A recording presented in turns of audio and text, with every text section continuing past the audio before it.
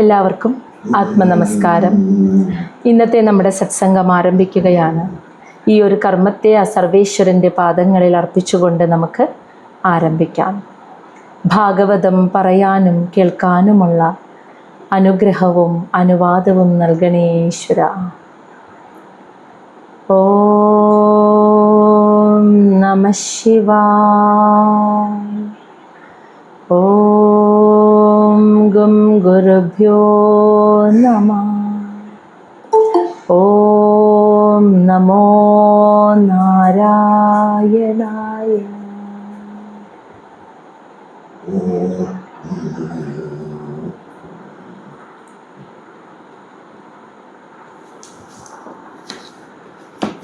ശ്രീമദ് മഹാഭാഗവതം ചതുർത്ഥ സ്കന്ധം അധ്യായം 22 നമ്മൾ കഴിഞ്ഞ ദിവസം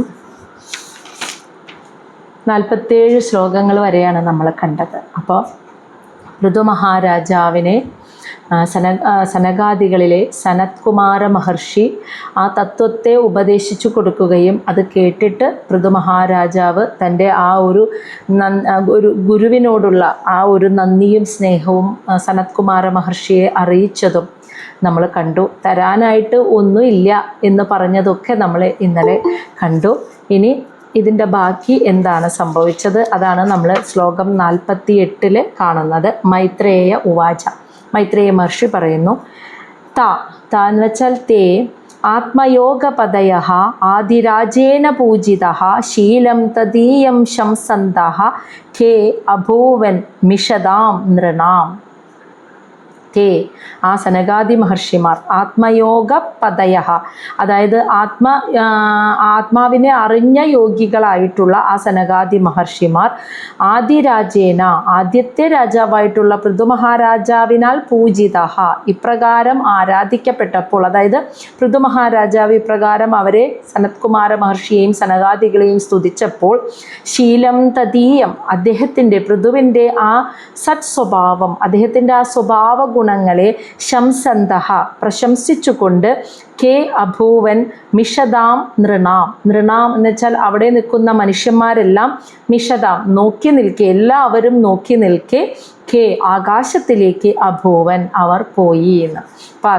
അവർ സനകാദി മഹർഷിമാർ രാജാവിൻ്റെ ഈ സ്തുതികളൊക്കെ കേട്ട് രാജാവിൻ്റെ ആ സ്വഭാവ ഗുണത്തെ പ്രശംസിച്ചുകൊണ്ട് എല്ലാവരും നോക്കി നിൽക്കെ അങ്ങനെ ആകാശത്തിലേക്ക് മറഞ്ഞുപോയി എന്നാണ് പറയുന്നത്.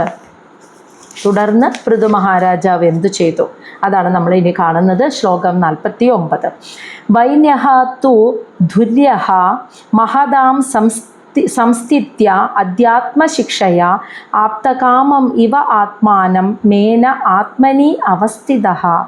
വൈന്യഃ തു ദുര്യഃ മഹതാം ദുര്യഃ മഹത്തായ വ്യക്തികളിൽ ശ്രേഷ്ഠനായിട്ടുള്ള മുഖ്യനായിട്ടുള്ള വൈന്യഃ ആ പൃഥുമഹാരാജാവ് പിന്നീട് ആധ്യാത്മശിക്ഷയ ആധ്യാത്മിക തത്വത്തെക്കുറിച്ച് സനത്കുമാര മഹർഷിയിൽ നിന്നും കേട്ടു മനസ്സിലാക്കിയിട്ട്, അതാണ് അധ്യാത്മശിക്ഷയ, അത് കേട്ട് മനസ്സിലാക്കിയിട്ട് സംസ്ഥിത്യ ഏകാഗ്രതയോട് കൂടിയിട്ട് പിന്നീട് അവിടെ നിന്ന് അങ്ങോട്ട് ആത്മനീ അവസ്ഥിതഃ ആത്മാവാണ് ഞാൻ എന്ന് അതിൽ സ്ഥിതി ചെയ്തുകൊണ്ട്, ആത്മാവിൽ മാത്രം മനസ്സിനെ വെച്ചുകൊണ്ട് സ്ഥിതി ചെയ്തുകൊണ്ട് ആത്മാനം പൂർണ്ണ സംതൃപ്തിയെ ആപ്തകാമം ഇവ നമ്മൾ എന്താണോ ആഗ്രഹിച്ചത് അതൊക്കെ സാധിച്ചു കിട്ടിയാൽ എന്തായിരിക്കും നമ്മുടെ മനസ്സിൻ്റെ അവസ്ഥ? ആ കുറച്ചു നേരത്തേക്ക് വളരെ സന്തോഷവും ഒരു സംതൃപ്തിയും ഉണ്ടാവില്ലേ? നമ്മളുടെ ആഗ്രഹം പൂർത്തീകരിക്കുമ്പോൾ നമ്മുടെ ഉള്ളിൽ ഉണ്ടാകുന്ന ആ ഒരു ആത്മസംതൃപ്തി, ആ ഒരു സന്തോഷം ഉണ്ടല്ലോ, അതിനെ ശാശ്വതമായിട്ട് പിന്നീട് അവിടെ നിന്ന് അങ്ങോട്ട് പൃഥുമഹാരാജാവ് അനുഭവിച്ചു. നമ്മളൊക്കെ ഭൗതികമായ ആഗ്രഹങ്ങൾ ആണ് നമുക്കൊക്കെ, അതുകൊണ്ട് തന്നെ അത് നേടിയെടുക്കുമ്പോൾ അപ്പോൾ കുറച്ചു നേരത്തേക്ക് നല്ലൊരു സന്തോഷവും സംതൃപ്തിയും ഉണ്ടാകുമെങ്കിലും അത് ശാശ്വതമല്ല. കുറച്ച് കഴിയുമ്പോൾ അതിനും വേറെ ആഗ്രഹങ്ങളായിരിക്കും. പക്ഷേ പിന്നീട് പൃഥുമഹാരാജാവ് മനസ്സ് ആത്മാവിൽ വെച്ചുകൊണ്ട് ജീവിച്ചപ്പോൾ, ഏകാഗ്രതയോടെ ജീവിച്ചപ്പോൾ അദ്ദേഹത്തിൻ്റെ ഉള്ളിൽ ഒരുപാട് ആഗ്രഹങ്ങളെ സാധിച്ചു കിട്ടിയവനെ പോലെ, അതാണ് ആപ്തകാമം ഇവ, എല്ലാ ആഗ്രഹങ്ങളും നിറവേറിയവനെ പോലെയുള്ള ഒരു ആത്മസംതൃപ്തിയെ അദ്ദേഹം പിന്നീട് അങ്ങനെ അനുഭവിച്ച് ജീവിച്ചു എന്ന്. എല്ലാം പൂർത്തീകരിക്കപ്പെട്ടവൻ്റെ സംതൃപ്തിയോടുകൂടി അദ്ദേഹം അങ്ങനെ ജീവിച്ചു. ശ്ലോകം 50. ഇനി എങ്ങനെയായിരുന്നു ആ ജീവിതം? കർമാണിച്ച യഥാകാലം യഥാദേശം യഥാബലം യഥോചിതം യഥാവിത്തം അകരോത് ബ്രഹ്മസാത് കൃതം. എല്ലാ കർമ്മങ്ങളെയും അത് യഥാകാലം, അതാത് ചെയ്യേണ്ട സമയത്ത് തന്നെ ആ കർമ്മങ്ങളെ ചെയ്യേണ്ട സമയത്ത് ചെയ്യേണ്ട കാര്യങ്ങളെ കൃത്യമായി ചെയ്യുക. യഥാദേശം, ഏത് സ്ഥലത്താണോ വെച്ചാണോ ചെയ്യേണ്ടത് ആ ദേശത്ത് ആ സ്ഥലത്ത് വെച്ച് കൃത്യമായി ചെയ്യുക. യഥാബലം, അതായത് തൻ്റെ അനുസരിച്ച്, അതായത് എങ്ങനെ എപ്രകാരം ചെയ്യാനാണോ തനിക്ക് സാധിക്കുന്നത് ആ ശക്തിക്കനുസരിച്ചുള്ള കർമ്മങ്ങൾ ചെയ്യുക. യഥോചിതം, അതായത് കാലോചിതമായിട്ട് ഉചിതമായ രീതിയിൽ നിർവഹിക്കുക. യഥാവിത്തം എന്ന് വെച്ചാൽ കഴിവിനനുസരിച്ച്, അതാണ് യഥാവിത്തം എന്ന് പറയുന്നത്. എങ്ങനെ നിറവേറ്റാനാണോ കഴിവുള്ളത് ആ കഴിവിനനുസരിച്ച് സകല കർമ്മങ്ങളെയും അകരോത് അദ്ദേഹം ചെയ്തു. എങ്ങനെയാ? ബ്രഹ്മസാത് കൃതം, ആ ഭഗവാനിൽ പൂർണ്ണമായും ആ കർമ്മത്തെ സമർപ്പിച്ചുകൊണ്ട് ആ എല്ലാ കർമ്മങ്ങളെയും പൃഥു മഹാരാജാവ് ചെയ്തു. അപ്പോൾ ചെയ്യേണ്ട സമയത്ത് ചെയ്യേണ്ട സ്ഥലത്ത് വെച്ച് ചെയ്യാൻ ഉചിതമായ, അതായത് തൻ്റെ ശക്തിക്കനുസരിച്ച്, അതുപോലെ തന്നെ യഥോചിതം ഉചിതമായ രീതിയിൽ ആ ശക്തിക്കനുസരിച്ച് ആവുന്ന രീതിയിൽ സകല കർമ്മങ്ങളെയും ഭഗവാനിൽ ആത്മാവിൽ അർപ്പിച്ചുകൊണ്ട് ഈശ്വരനിൽ സമർപ്പിച്ചുകൊണ്ട് അദ്ദേഹം ആ കർമ്മങ്ങളെയൊക്കെ നിർവഹിച്ചു. ശ്ലോകം 51. ഫലം ബ്രഹ്മണി വിന്യസ്യ നിർവിഷംഗ സമാഹിതഃ കർമാധ്യക്ഷം ച മന്വാന ആത്മാനം പ്രകൃതേഃ പരം.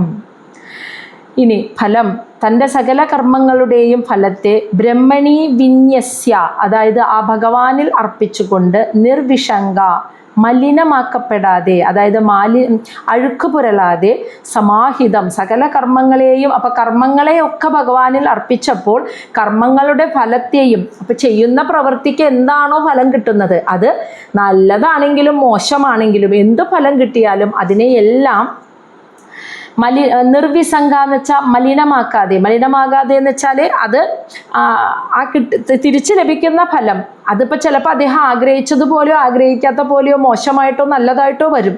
ആ വരുന്ന ഫലത്തെയും ഭഗവാനിൽ സമർപ്പിച്ചു. സമാഹിതം, പൂർണ്ണമായും ആ ഭഗവാനിൽ ആ ഫലത്തെയും സമർപ്പിച്ചു. അപ്പോൾ കഴിഞ്ഞ ശ്ലോകത്തിൽ സകല കർമ്മങ്ങളെയും സമർപ്പിച്ചു എന്ന് പറഞ്ഞു, ഈ ശ്ലോകത്തിൽ ഫലത്തെയും സമർപ്പിച്ചു. ഈ കിട്ടുന്ന ഫലം മലിനമാകുന്നത് എപ്പോഴാണ്? ആ ഫലം നമ്മൾ ആഗ്രഹിക്കുന്ന രീതിയിലാണെങ്കിൽ അതിൽ സന്തോഷിക്കുകയും നമ്മൾ ആഗ്രഹിക്കാത്ത രീതിയിൽ നമ്മളെ വിഷമിപ്പിക്കുന്നതാണെങ്കിൽ അതിൽ ദുഃഖിക്കുകയും ചെയ്യുമ്പോഴാണ് ആ ഫലം മലിനമാകുന്നത്. പക്ഷെ പൃഥു മഹാരാജാവിന് അത് ഉണ്ടായിരുന്നില്ല. ആ ഫലം എന്തു തന്നെയാണെങ്കിലും അത് ഭഗവാനിൽ അർപ്പിച്ചുകൊണ്ട് മലിനമാക്കപ്പെടാതെ ആ ഫലത്തെ അദ്ദേഹം അനുഭവിച്ചു.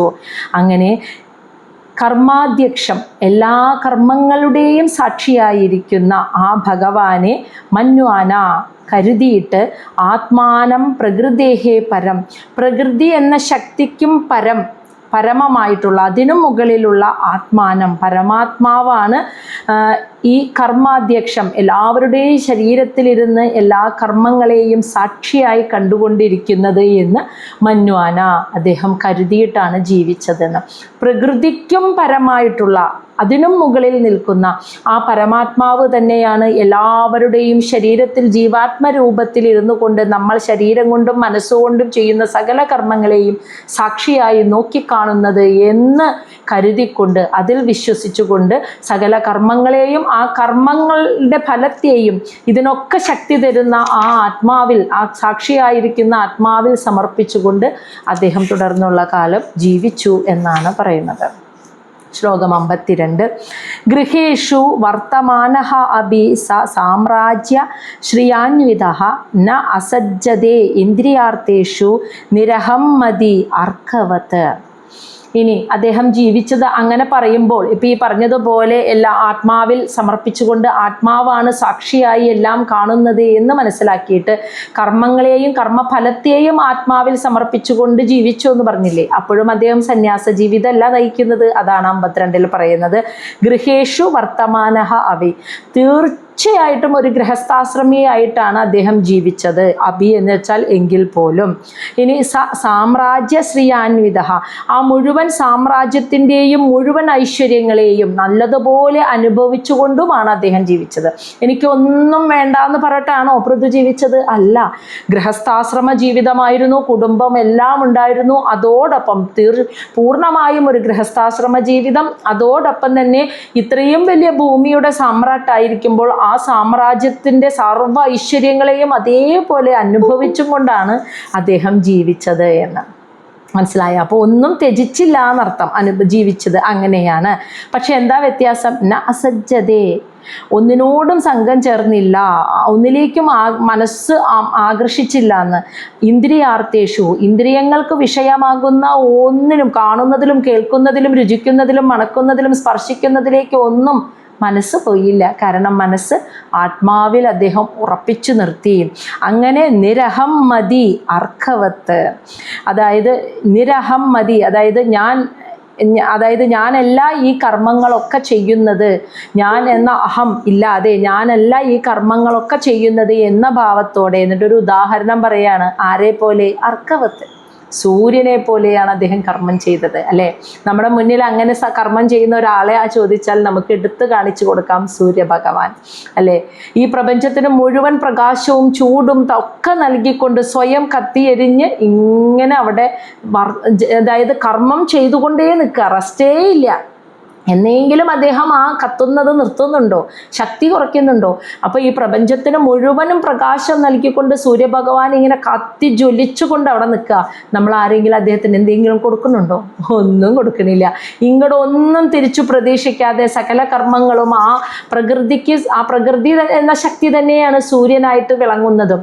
അപ്പോൾ ആ പ്രകൃതിയിൽ സമർപ്പിച്ചുകൊണ്ട് ആരിൽ നിന്നൊന്നും പ്രതീക്ഷിക്കാതെ ഞാനെന്ന ഭാവമില്ലാതെയാണ് സൂര്യൻ പ്രകാശിക്കുന്നത്. അതുകൊണ്ട് തന്നെയാണ് സൂര്യദേവന്റെ കർമ്മത്തിൽ അദ്ദേഹത്തിന് ക്ഷീണം സംഭവിക്കാത്തത്, സൂര്യനൊരു നാശം സംഭവിക്കാത്തത് അതുകൊണ്ടാണ്. അതുകൊണ്ട് തന്നെ ഇവിടെ പൃഥു മഹാരാജാവും എല്ലാ ഗൃഹസ്ഥാശ്രമ ജീവിതവും ഒരു രാജ്യത്തിൻ്റെ മുഴുവൻ ഐശ്വര്യങ്ങളും അദ്ദേഹം സുഖങ്ങളും ഒക്കെ അദ്ദേഹം അനുഭവിക്കുന്നുണ്ട്. പക്ഷേ എന്നാൽ പോലും ഈ ഇന്ദ്രിയ വിഷയങ്ങളിലേക്ക് ഒന്നും തന്നെ അനുഭവിക്കുന്നതൊക്കെ എന്തുകൊണ്ടാണ്? ശരീരം കൊണ്ടാണ്, അല്ലേ? സുഖമെത്തയിൽ ഉറങ്ങുന്നു, നല്ല ഭക്ഷണം കഴിക്കുന്നു, എല്ലാ സുഖങ്ങളും അനുഭവിക്കുന്നു, കുടുംബജീവിതവും നയിക്കുന്നു. പക്ഷെ മനസ്സ് ഈ വിഷയങ്ങളിലേക്ക് ഒന്നും പിന്നാലെ ആകൃഷ്ടമാവുന്നില്ല. സൂര്യനെ പോലെ, സൂര്യഭഗവാനെ പോലെ ഞാൻ എന്ന അഹങ്കാരമില്ലാതെയാണ് അദ്ദേഹം കർമ്മം ചെയ്ത് ജീവിച്ചത് എന്നർത്ഥം. ശ്ലോകം 53. ഏവം അധ്യാത്മയോഗേന കർമാണി അനുസമാചരൻ പുത്രാൻ ഉത്പാദയാം ആസ പഞ്ച അർച്ചിഷ്യ ആത്മസമ്മതാൻ. ഏവം ഇപ്രകാരം അധ്യാത്മയോഗേന, ആ നിഷ്കളങ്കമായ ഭഗവാനിൽ സമർപ്പിച്ചുകൊണ്ടുള്ള ഭക്തിയാൽ കർമാണി അനുസമാചരൻ, സകല കർമ്മങ്ങളെയും എപ്പോഴും ഭഗവാനിൽ സമർപ്പിച്ചുകൊണ്ട് അദ്ദേഹം നിർവഹിച്ചു. അതുമാത്രമല്ല പുത്രാൻ ഉത്പാദയാം ആസ, പുത്രന്മാരെ സൃഷ്ടിച്ചു, അതായത് ഉത്പാദിപ്പിച്ചു എന്ന്. അങ്ങനെ പുത്രന്മാരെ ഉണ്ടാക്കി. 5 മക്കളാണ്, 5 പുത്രന്മാരെയാണ് ഉണ്ടാക്കിയത്. അർച്ചിഷ്യ എന്ന തൻ്റെ പത്നിയിൽ 5 പുത്രന്മാരെ ഉണ്ടാക്കി.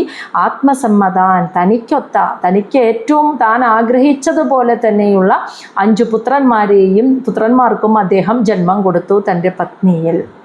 അപ്പോൾ കുടുംബജീവിതവും ഗൃഹസ്ഥാശ്രമ ജീവിതവും രാജാവ് എന്ന പദവിയും എല്ലാ ഐശ്വര്യങ്ങളും അനുഭവിക്കുമ്പോഴും ഒന്നും ഉപേക്ഷിക്കാതെ എങ്ങനെയാണ് സാക്ഷാത്കാരം നേടാൻ സാധിക്കുക എന്ന് പൃഥു മഹാരാജാവ് നമുക്ക് കാണിച്ചു തന്നു. ഒരു കുടുംബജീവിതവും ഉപേക്ഷിച്ചില്ല, ജോലിയും ഉപേക്ഷിച്ചില്ല, കർമ്മങ്ങളും ഉപേക്ഷിച്ചില്ല, എല്ലാ സുഖങ്ങളും അനുഭവിച്ചുകൊണ്ട് എങ്ങനെ മോക്ഷത്തെ പ്രാപിക്കാമെന്ന് പൃഥു മഹാരാജാവ് നമുക്ക് കാണിച്ചു തന്നു. കാരണം സന്യാസം അദ്ദേഹത്തിന് മനസ്സുകൊണ്ടായിരുന്നു. മനസ്സുകൊണ്ട് ഒന്നിനെയും സ്വീകരിച്ചില്ല, ഒന്നിലേക്കും ആകൃഷ്ടനായില്ല. മനസ്സ് എപ്പോഴും ആത്മാവിൽ തന്നെ സ്ഥിതി ചെയ്യുകയായിരുന്നു. അതുകൊണ്ട് ഒന്നും ഉപേക്ഷിക്കാതെ തന്നെ അദ്ദേഹത്തിന് മുക്തിയെ പ്രാപിക്കാനായിട്ട് സാധിച്ചു എന്നാണ് പറയുന്നത്. ഇനി 54-ാമത്തെ ശ്ലോകത്തിൽ അദ്ദേഹത്തിൻ്റെ മക്കളുടെ പേരാണ് വിജിതാശ്വം. നമ്മൾ കേട്ടിട്ടുണ്ട് അല്ലേ? പൃഥു മഹാരാജാവിൻ്റെ 100ാമത്തെ യാഗം ഇന്ദ്രൻ മുടക്കാൻ വന്നപ്പോൾ പൃഥുവിൻ്റെ പുത്രനാണ് പോയത് പിന്നാലെ, അത് വിജിതാശ്വം. ധൂമ്രകേശം, ഹര്യക്ഷം, ദ്രവിണം, വൃഗം. ഇവരാണ് 5 പുത്രന്മാർ. വിജിതാശ്വം, ധൂമ്രകേശം, ഹര്യക്ഷം, ദ്രവിണം, വൃഗം. ഈ 5 പുത്രന്മാരാണ് അദ്ദേഹത്തിനുണ്ടായത്. ഇനി സർവേഷാം ലോകപാലാനാം, എല്ലാ ലോകപാലകന്മാരുടെയും ഗുണങ്ങളെയൊക്കെ സ്വീകരിച്ചുകൊണ്ട്, ദദാര എന്ന് വെച്ചാൽ സ്വീകരിച്ചുകൊണ്ട്, ഒറ്റയ്ക്കാണ് പൃഥു മഹാരാജാവ് രാജ്യം ഭരിച്ചത്. ഓരോരോ സ്ഥലങ്ങളിൽ ഭരിക്കാൻ ഓരോരോ ആളുകളെ വെച്ചിട്ടുണ്ടായിരുന്നില്ല. എല്ലാ ലോകപാലകന്മാരായിട്ടുള്ള ദേവന്മാരുടെ മുഴുവൻ ശക്തിയും ഗുണവും സ്വീകരിച്ചിട്ട് പൃഥു മഹാരാജാവ് ഒറ്റയ്ക്ക് ആ ഭൂമിയെ ഭരിച്ചു. ഗോപീദായ, ശ്ലോകം 55, ഗോപീദായ ജഗത് സൃഷ്ടേ കാലേ സ്വേ സ്വേ അച്യുതാത്മക മനോവാക് വൃത്തിഭിഃ സൗമ്യ ഗുണൈഃ സംരഞ്ജയൻ പ്രജാഃ. ഗോപീദായ എന്ന് വെച്ചാൽ സംരക്ഷകനായി, ജഗത് സൃഷ്ടി, ജഗത്തിലെ എല്ലാ ചരാചരങ്ങളുടെയും സംരക്ഷകനായി, കാലേ സ്വേ സ്വേ ഒരുപാട് കാലം, അച്യുതാത്മക ഭഗവാൻ മഹാവിഷ്ണുവിൻ്റെ അംശാവതാരമായ പൃഥു മഹാരാജാവ് ഒരുപാട് കാലം ഭൂമിയിലെ ജഗത്തിലെ സർവ്വ ജീവസത്തകളുടെയും സംരക്ഷകനായിക്കൊണ്ട് തന്നെ രാജ്യം ഭരിച്ചു. അതുമാത്രമല്ല, മനോവാക്ക് വൃത്തിഭിഃ, മനസ്സ്, വാക്ക്, പ്രവൃത്തി ഇവ കൊണ്ട് പ്രജാഹ സംരഞ്ജയൻ, എല്ലാ ജനങ്ങളെയും സംരഞ്ജയൻ എന്ന് വെച്ചാൽ സന്തോഷിപ്പിച്ച് പ്രസന്നമാക്കി, സൗമ്യ ഗുണൈഹി സൗമ്യമായ സ്വഭാവത്തോടുകൂടി സ്വന്തം വാക്കുകൊണ്ടും പ്രവൃത്തി കൊണ്ടും മനസ്സുകൊണ്ടും എല്ലാ ജനങ്ങളെയും സംതൃപ്തരാക്കി പ്രസന്നനാക്കിക്കൊണ്ട് ഒരുപാട് കാലം അദ്ദേഹം അങ്ങനെ പൃഥു മഹാരാജാവ് അങ്ങനെ രാജ്യം ഭരിച്ചു എന്നാണ് പറയുന്നത്. ശ്ലോകം 55 കഴിഞ്ഞു. ഇനി 56. രാജാ ഇതി അധാത് നാമധേയം സോമരാജ ഇവ അപരഃ സൂര്യവത് വിസൃജൻ ഗൃഹ്ണൻ പ്രതപം ച ഭുവഃ വസു. പ്രതപം ച ഭുവോ വസു. രാജാ ഇതി നാമധേയം അതാത്, അതുകൊണ്ട് തന്നെ രാജാവ് എന്ന നാമത്തിന് ഏറ്റവും അർഹനായിട്ടുള്ളത്, ആ നാമത്തെ ഉയർത്തിപ്പിടിച്ചത് അതാത് പൃഥു മഹാരാജാവായിരുന്നു. സോമരാജ ഇവ അപരഃ, സോമരാജൻ ചന്ദ്രൻ, ആ ചന്ദ്രദേവനെ ഇവ അപരഃ മറ്റൊരു ചന്ദ്രനെ പോലെയാണ് അദ്ദേഹം പ്രകാശിച്ചതെന്ന്. മറ്റൊരു ചന്ദ്രദേവനെ പോലെ, അതാണ് പറയുന്നത്, മറ്റൊരു ചന്ദ്രദേവനെ പോലെ അദ്ദേഹം പ്രകാശിച്ചു. അത് രാജാവ് എന്ന നാമത്തിന് ഏറ്റവും അധികം അർഹനായിട്ടുള്ള ആ നാമം, ആ രാജാവ് എന്ന ആ പദവിയുടെ ആ നാമം ഉയർത്തിപ്പിടിച്ചത് പൃഥുവിൻ്റെ ഭരണകാലമായിരുന്നു.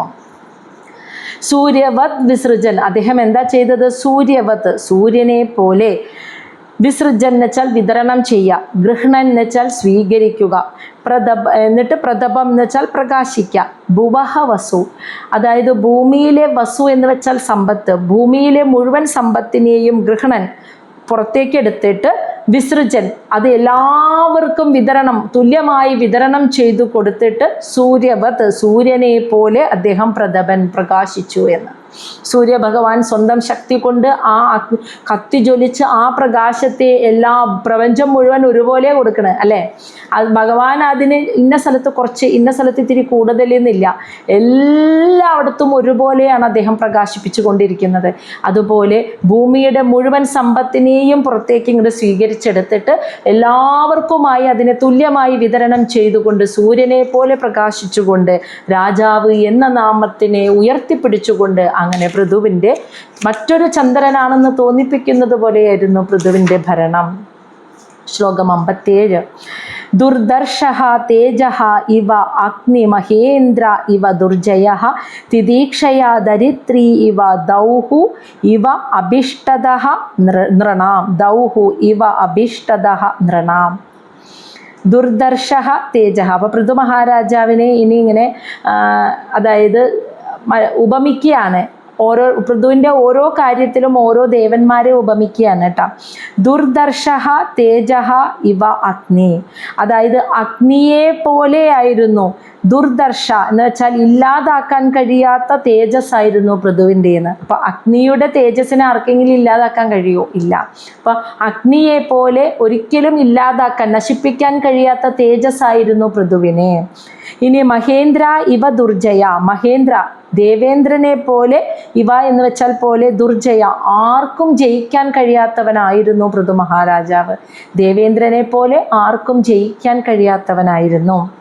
ഇനി തിദീക്ഷയാ ധരിത്രി ഇവ, ഭൂമിദേവിയെ പോലെ സമചിത്തത, ക്ഷമാശീലമുള്ളവനുമായിരുന്നു പൃഥു മഹാരാജാവ്. ധരിത്രി, ഭൂമിദേവി. ഭൂമിദേവിയാണ് എല്ലാത്തിനെയും ബാലൻസ് ചെയ്യുന്നത് അല്ലേ? സമചിത്തതയോടെ എല്ലാവരും നൽകുന്ന ഭാരത്തെ താങ്ങിക്കൊണ്ടു പോകുന്ന ഭൂമിദേവിയെ പോലെയായിരുന്നു അദ്ദേഹം. അങ്ങനെ ദൗഹു ഇവ, സ്വർഗം പോലെയായിന്ന്. അഭീഷ്ടത നൃണ, ഭൂമിയിലെ ജനങ്ങൾക്ക് അഭീഷ്ടത, എന്താണോ വേണ്ടത് അതെല്ലാം ഭൂമിദേവി കൊടുക്കാൻ തുടങ്ങിയപ്പോൾ ഭൂമി പൃഥുവിൻ്റെ ഭരണകാലത്ത് സ്വർഗത്തിന് തുല്യമായിരുന്നു. ഭയങ്കര ഒരു അത്ഭുതമാണ് അല്ലേ? ഭൂമിദേവി പ്രസാദിക്കുമ്പോഴാണ് ആ മണ്ണിലെ ഫലങ്ങൾ ഉണ്ടാകുന്നത്. ഭൂമിദേവി, ആ അമ്മയുടെ മനസ്സ് സന്തോഷിക്കുമ്പോൾ, ഭൂമിദേവി സന്തോഷിക്കുമ്പോഴാണ് ആ മണ്ണിൽ ഫലങ്ങൾ ഉണ്ടാകുന്നത്. അപ്പോൾ ഭൂമിദേവി സന്തോഷത്തോടു കൂടി കൊടുക്കാൻ തുടങ്ങിയപ്പോൾ ഭൂമിയിലെ മനുഷ്യർ എന്താഗ്രഹിച്ചാലും കിട്ടുന്ന സ്വർഗത്തിന് തുല്യമായി പൃഥുവിൻ്റെ കാലം. ഭൂമി അത് സ്വർഗത്തിന് തുല്യമായിരുന്നു എന്ന്.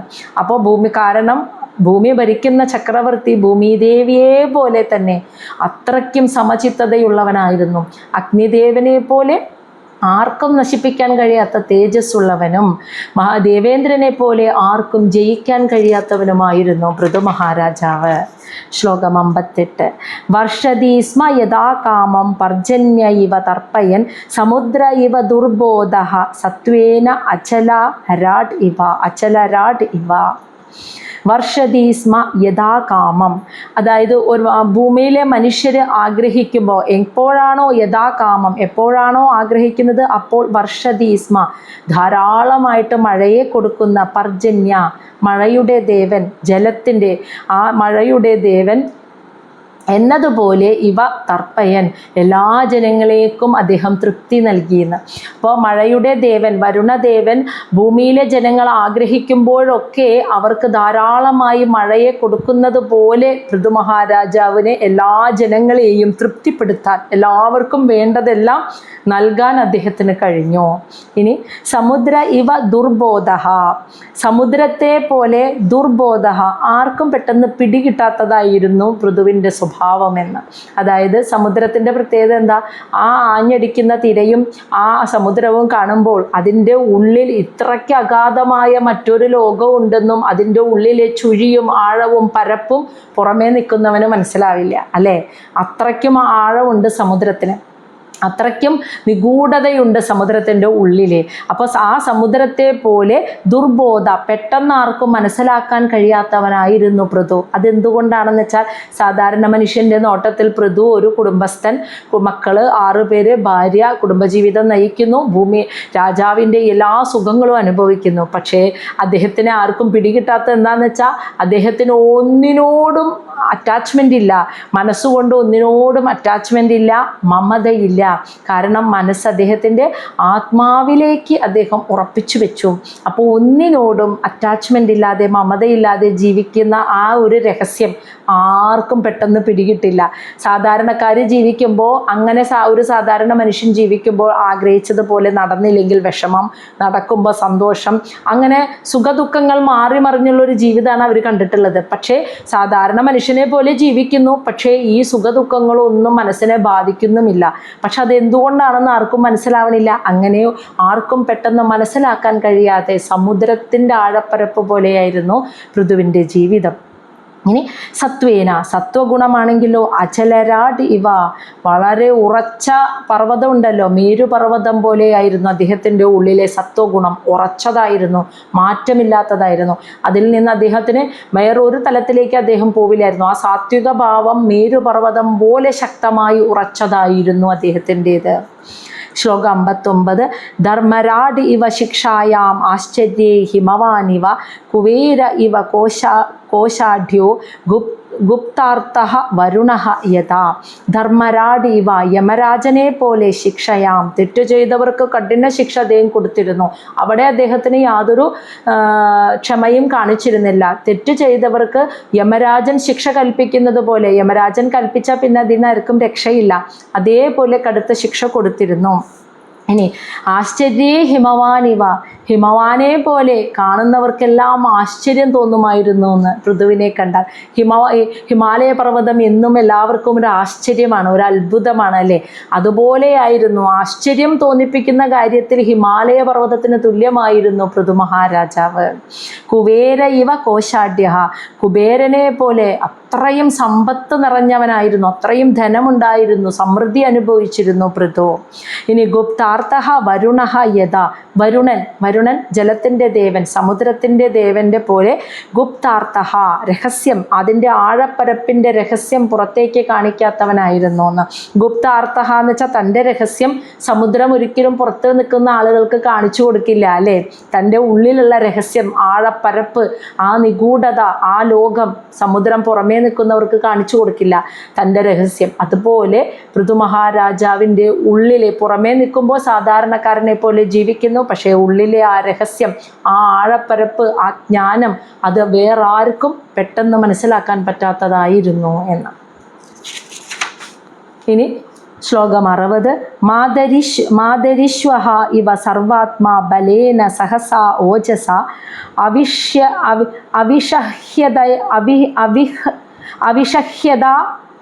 അവിഷഹ്യതയാ ദേവ ഭഗവാൻ ഭൂധരാട് ഇവ. അവിഷഹ്യതയാ ദേവഃ ഭഗവാൻ ഭൂധരാട് ഇവ. മാതരിശ്വാഹ ഇവ, വായുദേവനെ പോലെ സർവാത്മാ, എല്ലായിടത്തും വ്യാപിച്ചു നിൽക്കുന്നവനും, ബലേന തൻ്റെ ശാരീരിക ശക്തിയാലും, സഹസാ ഓജസ ധൈര്യം കൊണ്ടും, മറ്റു ശക്തി കൊണ്ടും, ശരീരത്തിൻ്റെയും മനസ്സിൻ്റെയും ശക്തി കൊണ്ടും ധൈര്യം കൊണ്ടും, അവിഷഹ്യതയാ, അതപ്പോൾ വായുദേവന് തുല്യമായിരുന്നു എന്ന്. വായുദേവന്റെ പോലെ എല്ലായിടത്തും വ്യാപിച്ചു നിൽക്കുന്നവനായിരുന്നു പൃഥു. എന്ന് വെച്ചാൽ എല്ലായിടത്തും എത്തും. പൃഥുവിൻ്റെ കണ്ണെത്താത്ത സ്ഥലമുണ്ടായിരുന്നില്ല. ശരീരത്തിൻ്റെ ശക്തി കൊണ്ടും മനസ്സിൻ്റെ ശക്തി കൊണ്ടും ആ ഓജസ് കൊണ്ടും ധൈര്യം കൊണ്ടും വായുദേവന് തുല്യമായിരുന്നു. ഇനി അവിഷഹ്യതയാ എന്ന് വെച്ചാൽ എന്താ? അസഹിഷ്ണുത. ചില സമയത്ത് അങ്ങോട്ട് അദ്ദേഹത്തിന് സഹിക്കാൻ പറ്റില്ല, നിയന്ത്രിക്കാൻ പറ്റാണ്ടാവുമെന്ന്. ആ കാര്യത്തിൽ ആരെ പോലെയാ? ദേവഹ ഭഗവാൻ ഭൂധരാടിവ, സാക്ഷാൽ മഹാദേവനെ, ഭഗവാൻ മഹാദേവനെ പോലെയാണ്. ചില സമയത്ത് അദ്ദേഹത്തിന് അസഹിഷ്ണുത ധാരാളം വരുന്നു. ആ സമയത്ത് നിയന്ത്രിക്കാനേ പറ്റില്ല. ആ നിമിഷത്തിൽ അദ്ദേഹം മഹാദേവനെ പോലെയും ആവാറുണ്ട്, സഹിക്കാൻ, നിയന്ത്രിക്കാൻ പറ്റാതെ. എന്നാൽ വായുദേവനെ പോലെ ശരീരത്തിനും മനസ്സിനും നല്ല ഓജസ്സും ശക്തിയും സർവവ്യാപിയുമാണ്. ചില സാഹചര്യങ്ങളിൽ മഹാദേവനെ പോലെ തന്നെ അസഹിഷ്ണുത, സഹിക്കാൻ, നിയന്ത്രിക്കാൻ കഴിയാത്തവനായും മാറാറുണ്ട്. ശ്ലോകം 61. കന്ദർപ്പയേവ സൗന്ദര്യെ മനസ്വീ മൃഗരാടിവ വാത്സല്യേ മനുവത് നൃണാം പ്രഭുത്വേ ഭഗവാനചഃ. കന്ദർപ്പയേവ സൗന്ദര്യെ, സൗന്ദര്യത്തിൽ കാമദേവന് തുല്യമായിരുന്നു, കാമദേവനെ പോലെയായിരുന്നു പൃഥു മഹാരാജാവ്. ഇനി മനസ്വീ മൃഗരാടിവ, മനസ്വീ മനഃശക്തിയിൽ, മൃഗരാട് മൃഗങ്ങളുടെ രാജാവ്, കാട്ടിലെ രാജാവ്, സിംഹത്തെ പോലെയായിരുന്നു മനഃശക്തിയിൽ പൃഥു മഹാരാജാവ്. ഇനി വാത്സല്യേ മനുവത് നൃണാം, ജനങ്ങളോട്, പ്രജകളോടുള്ള വാത്സല്യത്തിൻ്റെ കാര്യത്തിൽ സ്വായംഭുവ മനു, അതാണ് മനുവത്ത്, സ്വായംഭവ മനുവിന് തുല്യമായിരുന്നു. അങ്ങനെ പ്രഭുത്വേ ഭഗവാൻ അജഹ, പ്രഭുത്വേ എന്ന് വെച്ചാൽ എല്ലാവരെയും നിയന്ത്രിച്ചു നിർത്തുന്ന കാര്യത്തിൽ ഭഗവാൻ അജഹ, ജനനമില്ലാത്ത ആ ബ്രഹ്മദേവനെ പോലെയായിരുന്നു എന്ന്. അപ്പോൾ ജനങ്ങളോട് വാത്സല്യം കാണിക്കുന്ന കാര്യത്തിൽ സ്വയംഭൂവ മനുവിന് തുല്യമായിരുന്നു. മനഃശക്തിയുടെ കാര്യത്തിൽ സിംഹത്തിന് തുല്യമായിരുന്നു. സൗന്ദര്യത്തിൻ്റെ കാര്യത്തിൽ കാമദേവനെ പോലെയായിരുന്നു. എല്ലാവരെയും, ഭൂമിയുടെ ചക്രവർത്തിയാണ്, ഒരു ചെറിയ പ്രദേശത്തിൻ്റെ അല്ല. എന്നാൽ പോലും ഈ കണ്ട പ്രദേശങ്ങൾ മുഴുവനും ജീവിക്കുന്ന മുഴുവൻ പ്രജകളെയും നിയന്ത്രിച്ചു നിർത്താനുള്ള അദ്ദേഹത്തിൻ്റെ ശക്തി, അത് സാക്ഷാൽ ബ്രഹ്മദേവനെ പോലെ ആയിരുന്നു എന്ന്. ബ്രഹ്മാവാണല്ലോ സൃഷ്ടികർമ്മം നടത്തുന്നത്. അപ്പോൾ ആ എല്ലാത്തിനെയും, കാലത്തിൻ്റെ ഒഴുക്കിനെയും സൃഷ്ടിയെയും ഒക്കെ നിയന്ത്രിച്ച് നടത്തിക്കൊണ്ടു പോകുന്ന ആൾ ബ്രഹ്മദേവനാണ്. ആ കഴിവ് അതുപോലെ തന്നെ പൃഥു മഹാരാജാവിനും ഉണ്ടായി. ശ്ലോകം 62. ബൃഹസ്പതി ബ്രഹ്മവാദേ ആത്മവത്വേ സ്വയം ഹരി ഭക്ത്യാ ഗോഗുരു വിപ്രേഷു വിശ്വക്സേന അനുവർത്തിഷു ഹ്രിയാ പ്രശ്രയശീലാഭ്യ ആത്മതുല്യ പര ഉദ്യമേ. ബൃഹസ്പതി ബ്രഹ്മവാദേ എന്ന് വെച്ചാൽ ആ ആത്മജ്ഞാനം, ആത്മതത്വം മനസ്സിലാക്കിയ കാര്യത്തിൽ ബൃഹസ്പതി എന്ന് വെച്ചാൽ ദേവന്മാരുടെ ഗുരുവായിട്ടുള്ള ബൃഹസ്പതിക്ക് തുല്യമായിരുന്നു. ആത്മതത്വം മനസ്സിലാക്കിയ കാര്യത്തിൽ ദേവഗുരുവായ ബൃഹസ്പതിക്ക് തുല്യമായിരുന്നു.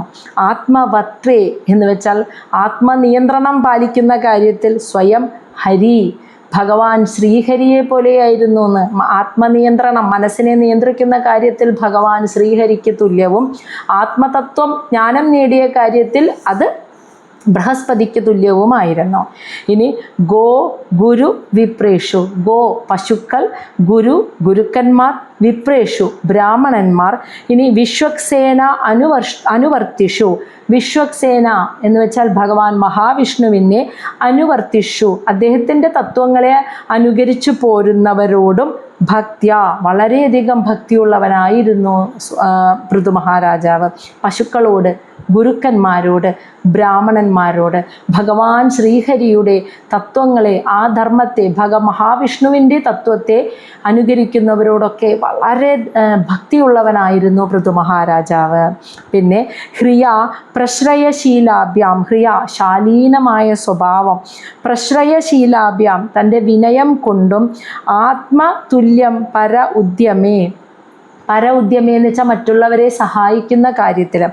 അപ്പോൾ ശാലീനത കൊണ്ടും തൻ്റെ വിനയം കൊണ്ടും മറ്റുള്ളവരെ സഹായിക്കുന്ന കാര്യത്തിലും പൃഥുവിന് തുല്യം. ആത്മതുല്യം എന്ന് വെച്ചാൽ പൃഥുവിന് തുല്യം പൃഥു മാത്രം, വേറൊരാളില്ല എന്ന്. അതാണ് ആ പറഞ്ഞത്.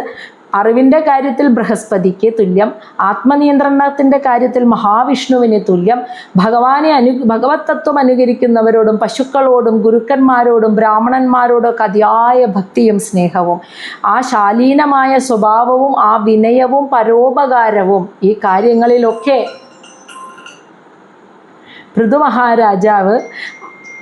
പൃഥു മഹാരാജാവിന് തുല്യം മറ്റാരുമില്ല എന്ന്. പൃഥുവിന് തുല്യം, അതാണ് ആത്മതുല്യം. പൃഥുവിന് തുല്യം പൃഥു മാത്രമായിരുന്നു. പകരം വയ്ക്കാൻ മറ്റൊരാളില്ലാത്ത രാജാവായിരുന്നു പൃഥു മഹാരാജാവ്. ശ്ലോകം 63. കീർത്തിയ ഊർധ്വഗീതയാ പുംഭിഹി ത്രൈലോക്യേ തത്ര തത്രഃ പ്രവിഷ്ടഃ കർണരന്ധ്രേഷു സ്ത്രീണാം രാമഃ സദാം ഇവ.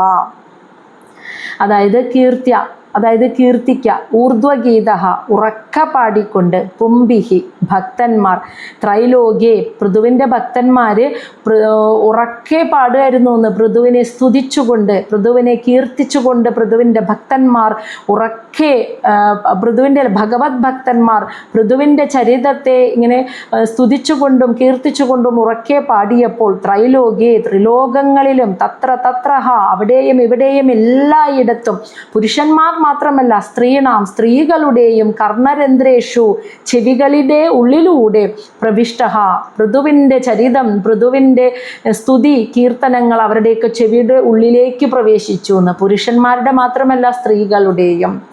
3 ലോകങ്ങളിലും അത് സംഭവിച്ചു എന്നാണ് പറയുന്നത്. എന്നിട്ടൊരു ഉദാഹരണം പറയാണ്. രാമ സദാം ഇവ.